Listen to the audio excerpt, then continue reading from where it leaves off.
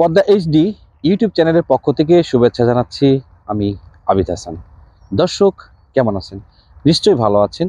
আমি এখন আছি মানিকগঞ্জ জেলার হরিরামপুর উপজেলা পদ্মা নদীর পাড়ে। আমার যে বাম পাশটি রয়েছে মূলত এটা পদ্মা নদী, আমার যে ডান পাশটি রয়েছে এটা হচ্ছে হরিরামপুর উপজেলা দাসকান্দি নামক একটি গ্রামে। এই ফসলের জমির মাঠে দাঁড়িয়ে আমি আবিদ হাসান আমার যে ইউটিউব চ্যানেলটি রয়েছে পদ্মা এইচডি সংবাদ বিনোদন সবসময়, এই স্লোগানকে সামনে রেখে মূলত আমার ইউটিউব চ্যানেলের যাত্রা শুরু। প্রায় 38,000-এর উপরে আমার চ্যানেলে সাবস্ক্রাইবার রয়েছে। আমি যে উপজেলাতে দাঁড়িয়ে আছি এটা হরিরামপুর উপজেলা। বর্তমানে আমি আছি হরিরামপুর উপজেলা প্রেস ক্লাবের সাধারণ সম্পাদক হিসেবে।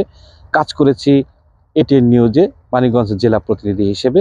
গত 3 বছর যাবত আমি কাজ করেছি। এরপর দৈনিক সকালের সময় যে পত্রিকাটি রয়েছে সেখানে আমি কাজ করেছি, এখনও কাজ করছি।